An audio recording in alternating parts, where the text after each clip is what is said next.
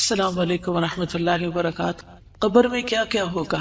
ہم سب اپنے future house کے بارے میں امیجن کریں کہ ہم اس کو کس طرح تیار کر رہے ہیں۔ لڑکیوں کے لیے تو یہ بات سمجھنا مشکل نہیں، کیونکہ ہر لڑکی شادی کے خواب دیکھتی ہے اور پھر شادی کے بعد اگلا گھر اور نیا گھر بنانے کا سوچتی ہے، اور اس کی صفائی ستھرائی اور ڈیکوریشن اور اس کے لیے بہت ساری محنت۔ لیکن یاد رکھیے کہ صرف شادی کے بعد اگلا گھر نہیں ہوتا، اس سے اگلا گھر جو ہے، جو موت کے بعد ہم سب کو ملنے والا ہے، وہ بھی ایک گھر ہے۔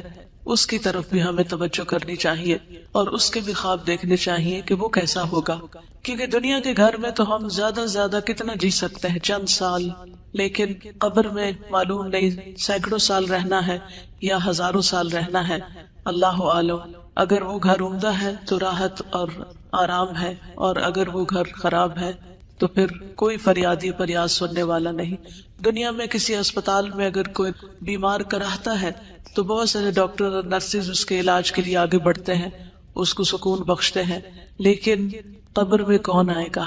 کوئی بھی نہیں، وہاں صرف ہمارا عمل ساتھ ہوگا۔ تو آئیے دیکھتے ہیں کہ قبر میں نعمتیں کون کون سی ہوگی۔ جنت کا بستر اور لباس کا ملنا، اور یہ نعمتیں کس کے لیے ہوگی؟ جو سوالوں کا صحیح جواب دے گا۔ سیدنا براء بن عازب رسول اللہ صلی اللہ علیہ وسلم سے روایت کرتے ہیں، تو آسمان سے ایک پکارنے والا پکارتا ہے، یعنی اللہ تعالیٰ، کہ میرے بندے نے سچ کہا، بس اس کے لیے جنت کا بستر بچھا دو، اس کے لیے جنت کی طرف ایک دروازہ کھول دو اور اسے جنت کے کپڑے پہنا دو۔ آپ صلی اللہ علیہ وسلم نے فرمایا، پھر اس کے پاس جنت کی راحت، رزق اور خوشبو آتی ہے۔ قبر میں کیا آتا ہے؟ جنت کی راحت، رزق اور خوشبو، اور فرمایا اس کے لیے اس کی قبر کو تا حد نگاہ کشادہ کر دیا جاتا ہے، جنت کا دروازہ کھولا جانا۔ سیدنا ابو ہریرہ نبی صلی اللہ علیہ وسلم سے روایت کرتے ہیں کہ سوال و جواب کے بعد پھر اس کے لیے جنت کے دروازوں میں سے ایک دروازہ کھول دیا جاتا ہے اور اسے کہا جاتا ہے، یہ تیرا اس جنت میں ٹھکانہ ہے، اور جو کچھ اللہ نے تیرے لیے اس میں تیار کیا ہے، یعنی جو کچھ اللہ نے تمہارے لیے تیار کیا ہے وہ تم دیکھو۔ تو اس کی خوشی اور سرور میں اضافہ ہو جاتا ہے۔ یہ خوش قسمت لوگ ہیں، اللہ تعالیٰ ہمیں بھی ان میں شامل کر لے کہ جو وہاں پر اپنے ٹیسٹ میں کامیاب ہو کر خوش ہوں گے، جیسے آج آپ سرٹیفکیٹ لے کر خوش ہوں گے انشاءاللہ کہ آپ کی کوششیں قابل قدر ٹھہری۔ تو اصل سرٹیفکیٹ وہ ہے جو قبر میں ملے گا، جو وہاں کامیاب ہو گیا وہ اصل کامیاب ہے۔ پھر اس کے لیے جہنم کے دروازوں میں سے ایک دروازہ کھولا جاتا ہے اور اسے کہا جاتا ہے، اگر تو نے اس کی نافرمانی کی ہوتی تو یہ تیرا ٹھکانہ ہوتا، اور جو کچھ اللہ نے اس میں تیرے لیے تیار کیا ہوا ہے، تو اس کی خوشی اور سرور میں اضافہ ہو جاتا ہے کہ شکر اللہ نے مجھے آگ سے بچا لیا۔ صبح و شام جنت کا ٹھکانہ دکھایا جاتا ہے، جیسے بیڈ روم کے اندر ٹیلی ویژن میں لوگ طرح طرح کے مناظر دیکھتے ہیں، نیچرل بیوٹی دیکھتے ہیں یا اور خوبصورت چیزیں دیکھتے ہیں، تو بیٹھے بیٹھے اپنے بیڈ روم میں ہی خوش ہو رہے ہوتے ہیں۔ تو اسی طرح قبر میں لیٹے ہوئے جب اہل جنت، یعنی جن کو انشاءاللہ کامیابی نصیب ہوگی، وہ جنت کا اپنا ٹھکانہ دیکھتے ہیں تو اس کو دیکھ کر خوش ہوتے رہتے ہیں۔ سیدنا ابن عمر سے روایت ہے کہ رسول اللہ صلی اللہ علیہ وسلم نے فرمایا، بے شک جب تم میں سے کوئی مر جاتا ہے تو صبح و شام اس کا ٹھکانہ اس پر پیش کیا جاتا ہے، اگر وہ جنت والوں میں سے ہے تو جنت والوں کا مقام، اور اگر دوزخ والوں میں سے ہے تو دوزخ والوں کا مقام اسے دکھایا جاتا ہے، اور اس سے کہا جاتا ہے، یہ ہے تیرا ٹھکانہ جب تک کہ اللہ قیامت کے دن تجھے اٹھا کر اس جگہ نہ پہنچا دے، یہاں جانے والا ہے، تو یہ ہے تیرا گھر، یہ ہے تیرا گھر۔ بار بار اس کے مناظر دکھائے جاتے ہیں۔ اپنا ٹھکانہ دیکھ کر اللہ کا شکر ادا کرنا۔ سیدنا ابو ہریرہ سے روایت ہے، انہوں نے کہا کہ رسول اللہ صلی اللہ علیہ وسلم نے فرمایا، ہر جنتی کو جہنم میں اس کا ٹھکانہ دکھایا جاتا ہے، اور وہ کہتا ہے، اگر اللہ نے مجھے ہدایت نہ دی ہوتی تو میں یہاں ہوتا۔ اس ہدایت پر کتنا اللہ کا شکر ادا کرنا چاہیے، اور یہ بات اس کے لیے شکر کا باعث بن جاتی ہے۔ کیا آج دنیا میں آپ اللہ کی دی ہوئی ہدایت پہ شکر گزار ہوتے ہیں؟ اللہ تیرا شکر ہے تو نے قرآن کی نعمت دی، تیرا شکر ہے تو نے محمد صلی اللہ علیہ وسلم کی پہچان دی، تیرا شکر ہے تو نے ہمیں دین کی سمجھ دی۔ جو آج دین کو پا کر شکر گزار ہوتے ہیں، انشاءاللہ وہ اس پر عمل کرتے ہوئے قبر میں بھی شکر گزار ہوں گے اللہ کے فضل سے۔ قبر کا 70 ہاتھ کشادہ اور سرسبز کر دیا جانا۔ قتادہ کہتے ہیں کہ ہمیں یہ بات بتائی گئی کہ اس کے لیے اس کی قبر 70 ہاتھ کشادہ کر دی جاتی ہے، اور اس کو اس دن تک سبزے اور خوشحالی سے بھر دیا جاتا ہے جب وہ لوگ اٹھائے جائیں گے۔ یعنی قبر کے اندر بھی ایک سبزہ ہوتا ہے، اور قیامت تک اس کی قبر کے اندر یہی رہتا ہے۔ قبر میں 14ویں کے چاند کی روشنی ہونا. سیدنا ابو ہریرہ رسول اللہ صلی اللہ علیہ وسلم سے روایت کرتے ہیں کہ آپ نے فرمایا بے شک مومن شخص اپنی قبر میں سبز باغیچے میں ہوتا ہے. کہاں ہوتا ہے؟ سبز باغیچے میں ہوتا ہے. سبحان اللہ، جیسے باغ میں گارڈن میں ہوتا ہے. پھر اس کے لیے اس کی قبر کو 70 ہاتھ کشادہ کر دیا جاتا ہے. دنیا میں کس کا گھر اتنا بڑا ہے؟ اتنا گھر تو دنیا میں بھی بڑا نہیں ملتا جتنا مومن کو قبر کے اندر بڑا گھر ملے گا.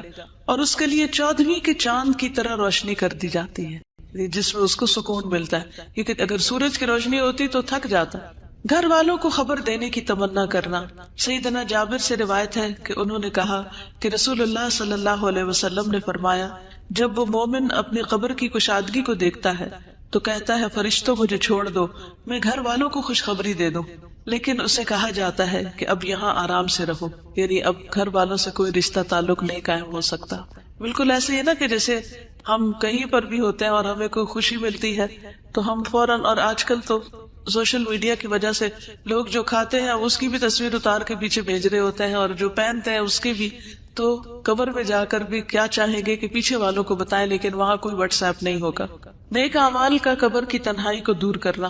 سیدنا براء ابن عازب نبی صلی اللہ علیہ وسلم سے روایت کرتے ہیں اور اس قبر میں کہ مومن کے پاس ایک خوبصورت چہرے، خوبصورت لباس اور انتہائی عمدہ خوشبو والا ایک شخص آتا ہے تو وہ کہتا ہے کہ اس چیز کی خوشخبری پاؤ جو تمہیں خوش کرے گی، یہ وہی تیرا دن ہے جس کا تم سے وعدہ کیا جاتا تھا. تو وہ اس سے پوچھتا ہے کہ تم کون ہو، تمہارا چہرہ خیر لایا ہے. تو وہ کہتا ہے میں تمہارا نیک عمل ہوں. سبحان اللہ. قبر میں کوئی ساتھ نہیں جائے گا لیکن نیک عمل ساتھ ہوگا. ہم سب اپنے قرآن پڑھنے کو دیکھیں، نمازوں کو دیکھیں، دعاؤں کو دیکھیں، لوگوں کے ساتھ خیر و بھلائی اور احسان کے کاموں کو دیکھیں کہ ہم کیا کیا کر رہے ہیں. اس پر وہ کہتا ہے اے میرے رب قیامت ابھی قائم کر دے. ابھی تمہیں ڈر لگتا ہے نا کہ قیامت نہ آ جائے کہیں، تو وہ کہے گا ابھی قیامت قائم کر دے تاکہ میں اپنے اہل خانہ اور اپنے مال کی طرف واپس لوٹ جاؤں، تاکہ جا کے ان سے ملوں. یہ انسان کے اندر قدرتی ایک اٹریکشن ہوتی ہے اپنے گھر والوں سے ملنے کی. انسان دنیا میں کہیں بھی سیر و تفریح کر کے آئے لیکن جو مزہ اور لطف اس کو اپنوں کے اندر آتا ہے وہ کہیں نہیں آتا. تو وہاں بھی وہ کیا چاہے گا کہ میں اپنی اس خوشی کو اپنے گھر والوں کے ساتھ شیئر کروں. اور ایک روایت میں ہے اس کے پاس متشکل ہو کر، یہ شکل بنا کر ایک ایسا آدمی آتا ہے جس کا چہرہ انتہائی خوبصورت، کپڑے انتہائی خوبصورت، خوشبو بہت اچھی ہوتی ہے. آپ دیکھیں کہ کسی بھی ایسے شخص کی کمپنی میں آپ کا دل کتنا خوش ہو جاتا ہے. وہ کہتا ہے تو خوشخبری پا اس چیز کی جو تجھے خوش کرے. خوشخبری پا لے اللہ کی رضامندی اور باغات کی جن میں ہمیشہ کی نعمتیں ہیں. یہ تیرا وہ دن ہے جس کا تجھ سے وعدہ کیا جاتا تھا. تو وہ فوت شدہ شخص اس سے کہتا ہے تجھے بھی اللہ خیر کی بشارت دے، تو کون ہے؟ تیرا چہرہ خیر لایا ہے. تو وہ کہتا ہے کہ میں تیرا نیک عمل ہوں.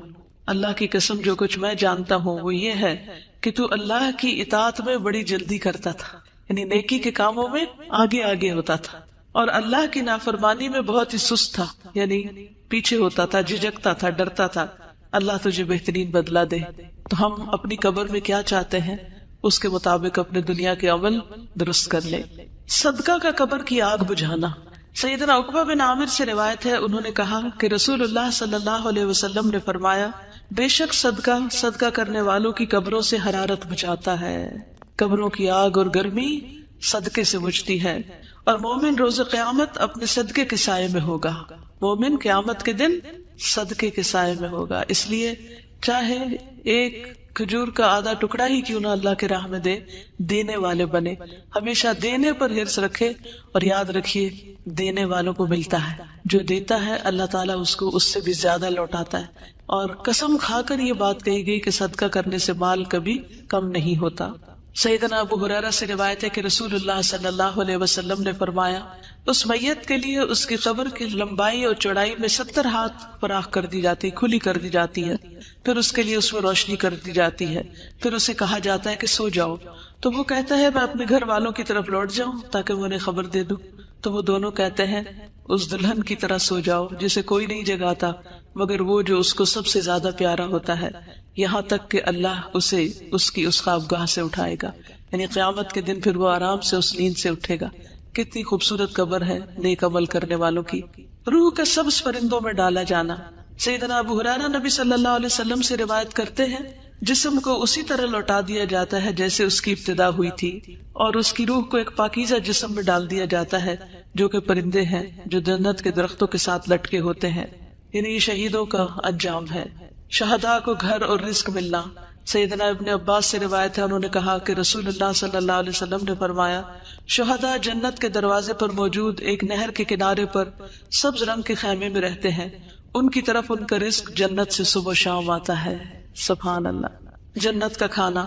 ایک انصاری صحابی سے روایت ہے کہ ایک مرتبہ ہم لوگ رسول اللہ صلی اللہ علیہ وسلم کے ہمراہ ایک انصاری کے جنازے میں نکلے، اور میں اس وقت نوعمر تھا اور اپنے والد کے ساتھ تھا، تو رسول اللہ صلی اللہ علیہ وسلم قبر کے گڑھے کے کنارے بیٹھ گئے اور قبر کھودنے والے کو تلقین کرنے لگے کہ سر کی جانب سے اسے کشادہ کرو اور دونوں پاؤں کی طرف سے کشادہ کرو، البتہ اس کے لیے جنت میں انگور کے بہت سے خوشے ہیں۔ یعنی نبی صلی اللہ علیہ وسلم نے اس کے دفنانے سے پہلے ہی اس کے لیے خوشخبری دے دی۔ شہداء کی خصوصی مہمان نوازی۔ سیدنا مسروق سے روایت ہے، انہوں نے کہا کہ ہم نے عبداللہ بن مسعود سے اس آیت کے بارے میں سوال کیا، اور جنہیں اللہ کے راستے میں قتل کیا جائے انہیں مردہ گمان نہ کرو بلکہ وہ زندہ ہیں، اپنے رب کے پاس سے رزق دیے جاتے ہیں۔ تو انہوں نے کہا ہم بھی رسول اللہ صلی اللہ علیہ وسلم سے اس بارے میں سوال کر چکے ہیں، تو آپ صلی اللہ علیہ وسلم نے فرمایا ان کی روحیں سبز پرندوں کے پیٹ میں ہوتی ہیں، ان کے لیے ایسی قندیلیں ہیں جو عرش کے ساتھ لٹکی ہوئی ہیں، اور وہ روحیں جنت میں جہاں چاہیں کھاتی اور پھرتی رہتی ہیں، پھر ان قندیلوں میں واپس آ جاتی ہیں، یعنی جہاں سے جاتی ہیں۔ ان کا رب ان کی طرف جھانک کر دیکھتا ہے اور فرماتا ہے کیا تمہیں کسی چیز کی خواہش ہے؟ وہ عرض کرتے ہیں ہم کس چیز کی خواہش کریں، حالانکہ ہم جہاں چاہتے ہیں جنت میں کھاتے پھرتے ہیں۔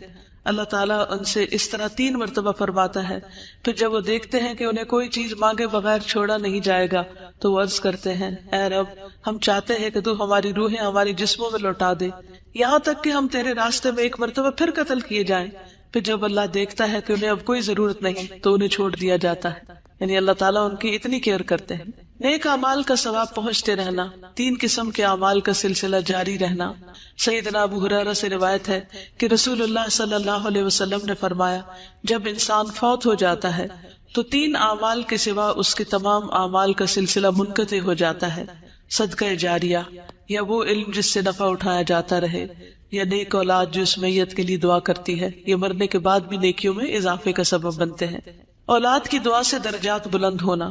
سیدنا ابو ہریرہ سے روایت ہے، انہوں نے کہا کہ رسول اللہ صلی اللہ علیہ وسلم نے فرمایا بے شک اللہ عز و جل جنت میں نیک آدمی کا درجہ بلند فرمائیں گے تو وہ عرض کرے گا اے رب یہ درجہ مجھے کیسے حاصل ہوا؟ اللہ تعالیٰ فرمائیں گے تیری اولاد کا تیرے لیے استغفار کرنے کی وجہ سے۔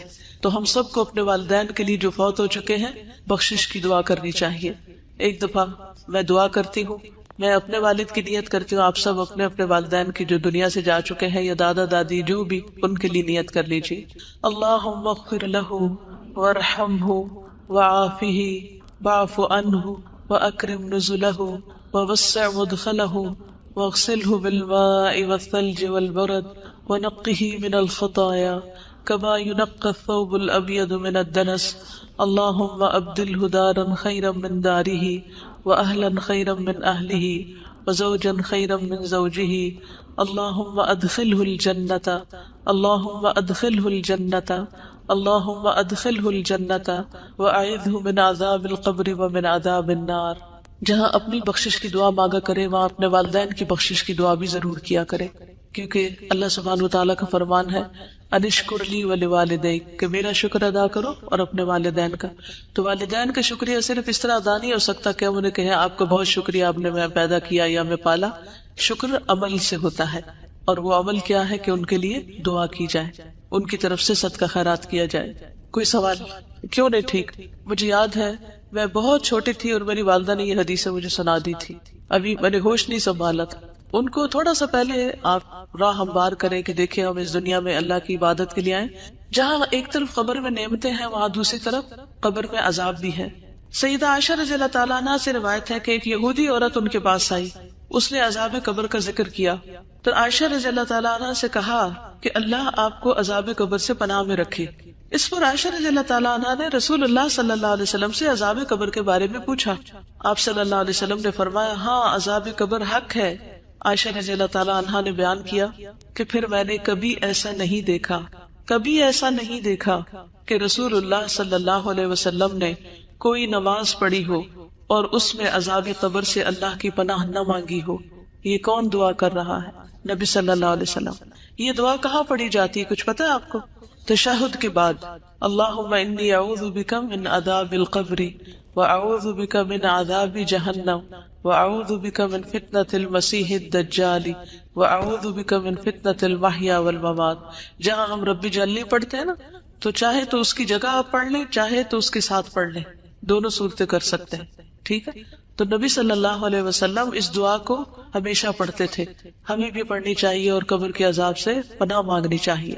نبی صلی اللہ علیہ وسلم اگر عذاب قبر سنوا دیتے تو لوگ دفن کرنا چھوڑ دیتے. سیدنا انس سے روایت ہے کہ نبی صلی اللہ علیہ وسلم نے فرمایا، اگر مجھے یہ ڈر نہ ہوتا کہ تم لوگ اپنے مردوں کو دفن کرنا چھوڑ دو گے تو میں اللہ سے دعا کرتا کہ وہ تمہیں قبر کا عذاب سنا دے. جانوروں کو عذاب کی آوازیں آنا. سیدنا ابن مسعود سے روایت ہے کہ آپ صلی اللہ علیہ وسلم نے فرمایا، بے شک مردوں کو ان کی قبروں میں عذاب دیا جاتا ہے یہاں تک کہ یقیناً جانور ان کی آوازیں سنتے ہیں. سیدنا زید بن ثابت سے روایت ہے کہ انہوں نے کہا کہ نبی صلی اللہ علیہ وسلم اپنے گدھے پر سوار ہو کر بنو نجار کے باغ میں جا رہے تھے اور ہم بھی آپ کے ساتھ تھے کہ اچانک وہ گدھا بھدک گیا. قریب تھا کہ وہ آپ کو نیچے گرا دے، یعنی ایک دم سرکش ہو گیا. دیکھا تو وہاں 6 یا 5 یا 4 قبریں تھیں. آپ صلی اللہ علیہ وسلم نے فرمایا، کیا کوئی ان قبر والوں کو جانتا ہے؟ تو ایک آدمی نے عرض کیا کہ میں جانتا ہوں. آپ نے فرمایا، یہ لوگ کب مرے تھے؟ اس آدمی نے عرض کیا، یہ لوگ شرک کی حالت میں مرے. تو آپ صلی اللہ علیہ وسلم نے فرمایا، بے شک ان لوگوں کو ان کی قبروں میں عذاب ہو رہا ہے. اگر مجھے یہ خیال نہ ہوتا کہ تم لوگ اپنے مردوں کو دفن کرنا چھوڑ دو گے تو میں اللہ سے دعا کرتا کہ وہ تمہیں بھی قبر کا عذاب سنا دے جسے میں سن رہا ہوں. پھر آپ صلی اللہ علیہ وسلم نے اپنے چہرے کا رخ ہماری طرف کیا اور فرمایا، تم لوگ آگ کے عذاب سے اللہ کی پناہ مانگو. انہوں نے یعنی صحابہ نے عرض کیا، ہم آگ کے عذاب سے اللہ کی پناہ مانگتے ہیں. پھر آپ صلی اللہ علیہ وسلم نے فرمایا، تم قبر کے عذاب سے اللہ کی پناہ مانگو. انہوں نے صحابہ نے عرض کیا، ہم قبر کے عذاب سے اللہ کی پناہ مانگتے ہیں. پھر آپ نے فرمایا، تم ہر قسم کے ظاہری اور باطنی فتنوں سے اللہ کی پناہ مانگو. انہوں نے عرض کیا، ہم ہر قسم کے ظاہری اور باطنی فتنوں سے اللہ کی پناہ مانگتے ہیں. آپ نے فرمایا، تم دجال کے فتنے سے اللہ کی پناہ مانگو. انہوں نے صحابہ نے عرض کیا، ہم دجال کے فتنے سے اللہ کی پناہ مانگتے ہیں. یہاں سے یہ بھی پتہ چلتا ہے کہ نبی صلی اللہ علیہ وسلم کی جو تعلیم تھی وہ سچویشنل بھی ہوتی تھی. جس وقت جو سچویشن پیش آتی اس کے مطابق لوگوں کو تعلیم دیتے. کیا آپ شادی کے مجلس میں یہ کتاب لے جائیں گی؟ کیا خیال ہے؟ شادی والے دن شادی والے گھر میں یہ کتاب سنائیں گی؟ نہیں. نبی صلی اللہ علیہ وسلم نے صحابہ کو قبر وغیرہ کے بارے میں کس وقت بتایا؟ جب وہ قبریں دیکھی انہوں نے، ان حالات یعنی اس موقع کی مناسبت سے. جہنم کا دروازہ کھلنا اور حرارت اور گرم ہوا کا اندر آنا. سیدنا براء بن عازب رسول اللہ صلی اللہ علیہ وسلم سے روایت کرتے ہیں، اور اس کے لیے آگ یعنی غیر مومن کے لیے آگ کی طرف سے ایک دروازہ کھول دیا جاتا ہے. آپ صلی اللہ علیہ وسلم نے فرمایا، تو اس کی حرارت اور گرم ہوا اس کے پاس آتی ہے. فرمایا، اور اس پر اس کی قبر اتنی تنگ کر دی جاتی ہے یہاں تک کہ اس کی پسلیاں ایک دوسرے میں پیوست ہو جاتی ہیں، یعنی آپس میں چڑ مڑ جاتی، جیسے یہ انگلیاں ایک دوسرے کے اندر چلی جاتی ہیں، ہڈی پسلی ٹوٹ جاتی ہے. سیدنا ابو ہریرہ سے روایت ہے، کہتے ہیں کہ رسول اللہ صلی اللہ علیہ وسلم نے فرمایا، ہر جہنمی اپنا ٹھکانہ جنت میں دیکھتا ہے تو وہ کہتا ہے، کاش اللہ مجھے ہدایت دے دیتا. تو یہ بات اس کے لیے حسرت کا باعث بن جاتی ہے. یعنی لوگ جہنم دیکھ کے قبر میں کیا تمنا کریں گے، کیا کہیں گے، کاش مجھے دنیا میں ہدایت مل جاتی. آج لوگ ہدایت کی طرف نہیں آنا چاہتے، ہم ان کے لیے کڑتے ہیں، لیکن کل وہ اپنے لیے خود پریشان ہوں گے. تو اللہ کا شکر ہے جس نے ہمیں اس راستے کی ہدایت دی. اللہ تعالیٰ ہمیں اس پر استقامت عطا فرمائے، اس پر قائم رکھے اور ہمیں قبر کے عذاب سے محفوظ رکھے. جہنم سے لباس اور بستر آنا اور آگ کی طرف دروازہ کھلنا. سیدنا براء بن عازب رسول اللہ صلی اللہ علیہ وسلم سے روایت کرتے ہیں، غیر مومن کے جواب پر آسمان سے ایک منادی آواز لگاتا ہے کہ اس نے جھوٹ بولا، اس کے لیے آگ کا بستر بچھا دو اور آگ کا لباس پہنا دو اور اس کے لیے آگ کی طرف دروازہ کھول دو. زمین کا باہم مل جانا اور پسلیوں کا ایک دوسرے میں گھس جانا. سیدنا ابو ہریرہ سے روایت ہے، کہتے ہیں کہ رسول اللہ صلی اللہ علیہ وسلم نے فرمایا، پس زمین کو حکم دیا جاتا ہے کہ اس پہ مل جا، یعنی تنگ ہو جا، تو وہ زمین اس پر مل جاتی ہے تو اس کی پسلیاں ایک دوسرے میں پیوست ہو جاتی ہیں. پھر وہ شخص اسی عذاب میں مبتلا رہے گا یہاں تک کہ اللہ اسے اس کی اس جگہ سے اٹھا دے گا. یعنی تھوڑی دیر بھی جگہ تنگ ہو تو ہمارا دل گھبرانے لگتا ہے. کوئی کمرہ تنگ ہو، تنگی میں ہم کتنے پریشان ہوتے ہیں. تو آپ سوچئے کہ غیر مومن کے لیے، کافر یا منافق کے لیے قبر تنگ ہوگی اور اسی تنگی میں وہ رہے گا جیسے جیل خانے میں ہو۔ سیدنا ابو ہریرہ نبی صلی اللہ علیہ وسلم سے روایت کرتے ہیں کہ نبی صلی اللہ علیہ وسلم نے فرمایا، اور بے شک کافر کے پاس جب اس کے سر کی طرف سے آیا جاتا ہے تو وہاں کوئی چیز موجود نہیں ہوتی، پھر اس کی دائیں طرف سے آیا جاتا ہے تو وہاں کوئی چیز موجود نہیں ہوتی، پھر اس کی بائیں طرف سے آیا جاتا ہے تو کوئی چیز موجود نہیں ہوتی، پھر اس کے دونوں پاؤں کی طرف سے آیا جاتا ہے تو وہاں کوئی چیز موجود نہیں ہوتی، یعنی کوئی عمل نہیں ہوتا۔ اگر آپ پیچھے سے کتاب پڑھیں گے تو اس میں مومن کے بارے میں بتایا جاتا ہے کہ سر کی طرف سے نماز آ جائے گی، دائیں طرف سے صدقہ آ جائے گا جسے دائیں ہاتھ سے دیتا تھا، بائیں طرف سے امر بالمعروف نہی عن المنکر وغیرہ، اور پاؤں کی طرف سے اور بھی نیکیاں جو ہے وہ اس کی آ جائیں گی۔ پھر اس کا نیک عمل اس کے ساتھ ہوگا، جو قرآن اس نے پڑھا ہوگا وہ اس کے پاس ہوگا، یعنی جو جو اچھے کام کیے ہوگے وہ قبر میں سارے اس کے لیے قبر کو خوبصورت بنائیں گے۔ لیکن کافر اور منافق چونکہ اس کا عقیدہ ہی ٹھیک نہیں تھا تو اس نے جو نیکیاں کی وہ بھی ضائع ہو گئی ہے، دنیا میں اس کو اس کا اجر مل گیا اور آخرت میں اس کے لیے کچھ بھی نہیں ہوگا۔ اعمال کا انتہائی کبھی شکل میں آنا۔ سیدنا براء ابن عازب نبی صلی اللہ علیہ وسلم سے روایت کرتے ہیں، اور اس کے پاس ایک بدصورت آدمی گندے کپڑے والا بدبودار شخص آتا ہے، تو کہتا ہے اس چیز کی خوشخبری پاؤ جو تمہیں بری لگتی ہے، تو یہ تیرا وہی دن ہے جس کا تجھ سے وعدہ کیا گیا تھا۔ تو وہ پوچھتا ہے کہ تو کون ہے؟ تیرے چہرے سے شر کی خبر معلوم ہوتی ہے۔ وہ کہتا ہے میں تیرا گندا عمل ہوں۔ وہ کہتا ہے میرے رب تو قیامت قائم نہ کرنا۔ مومن کیا چاہتا ہے؟ اے رب قیامت قائم کر، اور کافر چاہے گا کہ قیامت قائم نہ ہو۔ اندھا بہرا فرشتہ مقرر کیا جانا۔ سیدنا براء ابن عازب رسول اللہ صلی اللہ علیہ وسلم سے روایت کرتے ہیں، پھر اس پر ایک اندھا بہرا فرشتہ مقرر کر دیا جاتا ہے۔ اس کے پاس لوہے کا ایک ایسا گرز ہیمر ہوتا ہے کہ اگر اسے پہاڑ پہ مارا جائے تو پہاڑ ریزہ ریزہ ہو جائے، اتنی زور کی پٹائی ہوتی ہے۔ فرمایا پھر وہ اس گرز سے اس کو مارتا ہے، اور اس کی مار کی آواز کو مشرق و مغرب کے درمیان کی ہر چیز سنتی ہے سوائے جن و انس کی۔ پھر وہ مردہ بھی مٹی ہو جاتا ہے، پھر اس میں روح لوٹا دی جاتی ہے، بار بار وہ مرتا اور جیتا ہے اور اس مصیبت سے گزرتا ہے۔ لوہے کے ہتھوڑے سے دونوں کانوں کے درمیان یعنی گدی پر مار پڑنا۔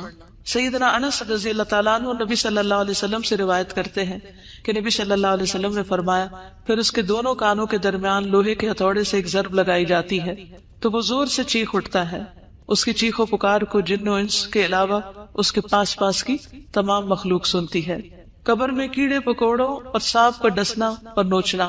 سیدنا ابو ہریرہ سے روایت ہے، انہوں نے کہا کہ رسول اللہ صلی اللہ علیہ وسلم نے فرمایا پھر اسے کہا جاتا ہے سو جا جیسے منحوش سوتا ہے۔ راوی کہتے ہیں میں نے ابو ہریرہ سے کہا منحوش سے کیا مراد ہے؟ انہوں نے کہا اس سے مراد وہ آدمی جسے کیڑے مکوڑے اور سانپ ڈستے اور نوچتے رہتے ہیں، پھر اس پر اس کی قبر تنگ کر دی جاتی ہے۔ 99 گنجے سانپوں کا مسلط کیا جانا۔ سیدنا ابو ہریرہ رسول اللہ صلی اللہ علیہ وسلم سے روایت کرتے ہیں کہ آپ نے فرمایا کیا تم جانتے ہو یہ آیت کس بارے میں نازل ہوئی؟ بس بے شک اس کے لیے تنگ گزران ہے۔ وَإِنَّ لَهُ مَعِيشَةً ضَنْكَ وَنَحْشُرُهُ يَوْمَ الْقِيَامَةِ أَعْمَى، کہ ہم اسے قیامت کے دن اندھا کر کے اٹھائیں گے۔ آپ نے فرمایا کیا تمہیں معلوم ہے کہ تنگ گزران کیا یعنی تنگ زندگی کیا ہے؟ انہوں نے عرض کیا اللہ اور اس کے رسول ہی بخوبی جانتے ہیں۔ آپ نے فرمایا کافر کا اس کی قبر میں عذاب سے دوچار ہونا ہے، یعنی وہ تنگی ہے جو قبر میں پیش آئے گی۔ اور اس ذات کی قسم جس کے ہاتھ میں میری جان ہے، بے شک اس پر 99 گنجے سانپ مسلط کر دیے جاتے ہیں۔ کیا تم جانتے ہو وہ سانپ کیسا ہوتا ہے؟ وہ 70 سانپ ہیں اور ہر سانپ کے 7 سر ہوتے ہیں۔ ایک سانپ کے 7 منہ ہوتے ہیں، 7 سر۔ وہ اسے قیامت کے دن تک ڈستے اور نوچتے رہتے ہیں۔ اب سوال یہ پیدا تھا کہ عذاب قبر کس کس کو ہوگا؟ ایک کافر منافق تو ہو ہی گیا، اس کے علاوہ کفر اور نفاق میں مبتلا لوگ۔ قال اللہ تعالی فی القرآن الکریم عن فرعون النار یعرضون علیہا غدوا وعشیا ویوم تقوم الساعة ادخلوا آل فرعون اشد العذاب۔ قرآن کریم میں اللہ تعالیٰ فرعون کے بارے میں فرماتے ہیں وہ صبح و شام آگ پر پیش کیے جاتے ہیں۔ وہ تو پانی میں ڈوبے تھے۔ کچھ لوگوں کا سوال یہ ہوتا ہے کہ جو لوگ قبر میں نہیں جاتے ان کو عذاب قبر کیسا ہوتا ہے؟ کوئی چاہے قبر میں جائے کہ نہ جائے، پانی میں ڈوب کے مرے، کسی شیر چیتے کے پیٹ میں چلا جائے، کہیں بھی چلا جائے، اللہ سبحانہ وتعالیٰ اپنی قدرت اور طاقت کے ساتھ اس کی اسی جگہ کو اس کے لیے قبر بنا دیتے ہیں، اور وہاں بھی اس کے لیے عذاب ویسا ہی ہو جاتا ہے جیسا اس کے لائق ہوتا ہے۔ تو آل فرعون صبح شام آگ پر پیش کی جاتی ہے، اور جس دن قیامت قائم ہوگی تو حکم ہوگا آل فرعون کو سخت ترین عذاب میں داخل کر دو، یعنی آخرت کا عذاب اور بھی شدید ہے۔ وقال فی المنافقین فکیف اذا توفتهم الملائکۃ یضربون وجوہهم وادبارهم ذلک بانہم اتبعوا ما اسخط اللہ وَكَرِهُوا رِضْوَانَهُ فَأَحْبَطَ أَعْمَالَهُمْ، اور منافقین کے بارے میں فرماتے ہیں پھر اس وقت ان کا حال کیا ہوگا جب فرشتے ان کی روح قبض کریں گے تو ان کے چہروں اور پشتوں پر مار رہے ہوں گے، یہ اس لیے کہ وہ ایسی بات کے پیچھے لگ گئے جس نے اللہ کو ناراض کر دیا اور اس کی رضا کی راہ اختیار کرنے کو پسند نہ کیا، تو اس اللہ نے ان کے سب اعمال ضائع کر دیے۔ یعنی موت کے وقت بھی فرشتے مارتے ہیں۔ کبھی کسی نے دیکھا موت کے وقت مار پڑتی دیکھی کسی نے؟ ہماری آنکھیں نہیں دیکھتی، لیکن قرآن ہمیں بتاتا ہے کہ ایسا ہوتا ہے۔ تو یہ علم غیب سے تعلق رکھتا ہے۔ قبر کا عذاب کس سے تعلق رکھتا ہے؟ علم غیب سے۔ یعنی جب ایک انسان مر جاتا ہے نا تو دنیا سے اس کا رشتہ ختم ہو جاتا ہے، پھر قبر میں کیا ہوتا ہے وہ وہی جانتا ہے، ہم نہیں جان سکتے۔ ہم اگر قبر کھود کے بھی دیکھیں تو ہمیں نظر نہیں آئے گا کچھ۔ کبھی کبھی ایسے ہوتا ہے کہ اللہ سبحانہ وتعالیٰ دنیا میں بھی ایسی کچھ نشانیاں دکھا دیتا ہے۔ میں نے ایک ویڈیو کلپ دیکھا تھا کہ کسی ملک میں ایک میت کو دفن کر رہے اور قبر کھود رہے اور اس میں بار بار سانپ آ رہا ہے۔ یہ میں نے اپنی آنکھوں سے دیکھا کہ وہ مختلف طریقوں سے اس سانپ کو نکالنے کی کوشش کرتے ہیں، ہٹانے کی، رخ موڑنے کی، لیکن وہ سانپ باز نہیں آتا۔ آخر تنگ آ کر وہ لوگ میت کو جب نیچے اتارتے ہیں تو وہ اس کے کفن کے اندر گھس جاتا سانپ۔ یہ نشانیاں کبھی کبھی اللہ سبحانہ وتعالیٰ دکھا دیتے ہیں تاکہ لوگوں کو یقین آ جائے، ورنہ ہمارے لیے تو قرآن اور سنت ہی کافی ہے، سچے نبی کی سچی باتیں ہی کافی ہیں کہ ہم ان پر یقین کریں۔ کسی انسان کی بات یا کسی ویڈیو کلپ کی تو بات ہی دوسری کی جا سکتی ہے تاکہ لوگ عبرت پکڑے۔ سیدنا ابو ایوب سے روایت ہے، وہ کہتے ہیں کہ رسول اللہ صلی اللہ علیہ وسلم سورج غروب ہونے کے بعد باہر نکلے تو آپ نے کچھ آواز سنی تو آپ نے فرمایا یہودیوں کو ان کی قبروں میں عذاب ہو رہا ہے۔ یعنی آپ صلی اللہ علیہ وسلم کو بھی اللہ سبحانہ وتعالیٰ ایسی باتیں سنوا دیتے تھے کیونکہ آپ ہمیں پھر علم یقینی کے ساتھ خبر دیتے تھے۔ ظلم کرنے والا، اللہ تعالیٰ نے فرمایا اور کاش آپ ظالموں کو دیکھیں جب وہ موت کی سختیوں میں مبتلا ہوتے ہیں۔ اللہ اکبر، اللہ ہمیں بچائے۔ اور فرشتے ان کی طرف اپنے ہاتھ پھیلائے ہوئے ہوتے ہیں اور کہتے ہیں لاؤ اپنی جانیں نکالو، آج تم ذلت کے عذاب کا بدلہ دیے جاؤ گے، اس وجہ سے کہ تم اللہ پر ناحق باتیں کہتے تھے اور تم اس کی آیات سے تکبر کرتے تھے۔ چغل خور اور پیشاب کی چھینٹوں سے نہ بچنے والا۔ سیدنا ابن عباس سے روایت ہے کہ نبی صلی اللہ علیہ وسلم 2 قبروں کے پاس سے گزرے تو آپ نے فرمایا ان 2 قبر والوں کو عذاب دیا جا رہا ہے اور ان دونوں کو کسی بڑی بات پر عذاب نہیں دیا جا رہا۔ پھر آپ نے فرمایا کیوں نہیں، بڑی بات ہی ہے۔ ان میں سے ایک شخص تو چغل خوری میں دوڑ دھوپ کیا کرتا تھا، یعنی ادھر کی بات ادھر لگا، ادھر کی شکایت ادھر، ادھر کی ادھر، لوگوں کی بری باتیں اور غیبتیں آگے سے آگے پہنچاتا تھا، یعنی ہر وقت اس کی گفتگو میں دوسروں کی برائیاں شامل تھی۔ دوڑ دھوپ کرتا یعنی اس کی ایفرٹ اور ساری بھاگ دوڑ یہی تھی، اس کا انٹرسٹ ہی یہی تھا۔ اور دوسرا اپنے پیشاب سے بچنے کے لیے احتیاط نہیں کرتا تھا، یعنی کچھ لوگ تو کموڈ پہ بیٹھتے ہیں اور کچھ لوگ کموڈ پہ نہیں بیٹھتے، نیچے بیٹھتے ہیں، اور وہ جو پیشاب کرتے ہیں تو پاؤں پہ بھی چھینٹیں پڑ رہی ہوتی ہے، کپڑوں میں بھی پڑ رہی ہوتی ہے، پھر انہیں کپڑوں میں نماز بھی پڑھ لیتے ہیں۔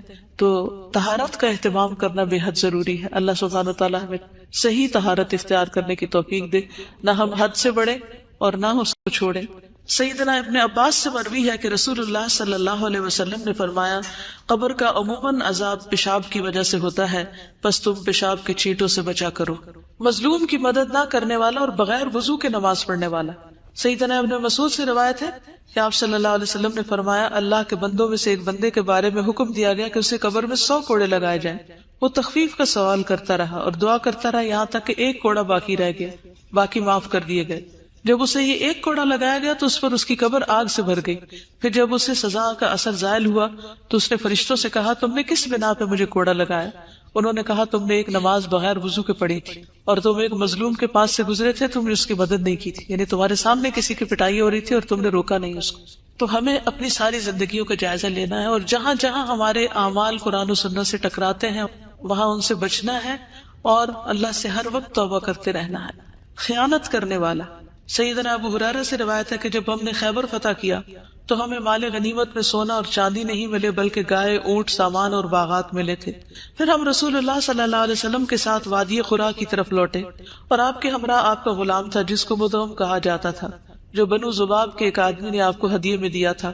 اس دوران کہ وہ رسول اللہ صلی اللہ علیہ وسلم کا کجاوا اتار رہا تھا کہ اچانک نامعلوم سمت سے ایک تیر آ کر اس غلام کو لگ گیا۔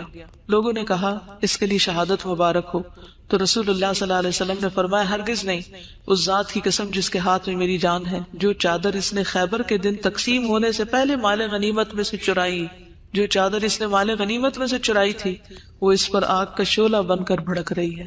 یہ شخص کون تھا؟ مومن تھا نا؟ کون تھا؟ نبی صلی اللہ علیہ وسلم کی خدمت کرتا تھا، اتنا بڑا اعزاز اس کو حاصل تھا، لیکن اس کے ساتھ اس نے ناسمجھی کی وجہ سے کیا کیا؟ چادر چوری کر لی بیت المال میں سے۔ اللہ کا مال، لوگوں کی ڈونیشن جو ہوتی ہے، یعنی جیسے آپ میں سے کئی انچارجز ہوگی، کئی برانچ انچارجز ہوگی، کئی ڈونیشن جمع کرتے ہوں گے، وہ آپ کے لیے کالے سانپ کی طرح ہے کہ اس کو آپ اپنی ذات پہ نہیں لگا سکتے، کہ آپ اللہ کے دین کی خدمت کے لیے پیسہ اکٹھا کریں اور پھر ذاتی فائدے اٹھانا شروع کر دیں۔ یہ اپنی آخرت عاقبت خراب کرنے کے برابر ہے۔ ایک سوئی دھاگا بھی اس میں سے نہیں لینا چاہیے۔ لوگ جس مقصد کے لیے جو مال دے اس کو وہی خرچ کر دینا چاہیے، اور اس کی حفاظت بھی کرنی چاہیے، اسے ضائع ہونے کے لیے اور چوری ہونے کے لیے نہیں چھوڑ دینا چاہیے۔ یہ بات سن کر ایک آدمی 1 یا 2 تسمے لے کر آیا تو کہنے لگا یہ چیز میں نے اٹھائی تھی۔ تو رسول اللہ صلی اللہ علیہ وسلم نے فرمایا یہ بھی آگ کا 1 تسمہ یا 2 تسمے بنتے، اگر تم اس کو نہ جمع کراتے تو یہ تمہارے لیے آگ بن جاتے۔ جھوٹ بولنے والا، استغفر اللہ استغفر اللہ۔ سیدنا سمرہ بن جندب سے روایت ہے، کہتے ہیں کہ نبی صلی اللہ علیہ وسلم نے فرمایا آج رات میں نے 2 آدمیوں کو دیکھا جو میرے پاس آئے۔ ان دونوں نے کہا کہ جسے آپ نے دیکھا ہے اس کی باچھ کو چیرا جا رہا تھا، وہ بڑا ہی جھوٹا تھا، جو ایک جھوٹی بات کرتا اور اس سے وہ جھوٹ نقل کیا جاتا یہاں تک کہ دنیا کے کونوں میں پہنچ جاتا، قیامت کے دن تک اس کو یہی سزا ملتی رہے گی۔ اب بعض اوقات ہمارے اخبار، ریڈیو، ٹیلی ویژن جھوٹی خبریں آگے نشر کرتے ہیں، اسی طرح بعض اوقات واٹس ایپ پر ہم جھوٹی خبریں آگے پہنچاتے ہیں، بغیر جانے کوئی بھی چیز آگے نہ پہنچائے۔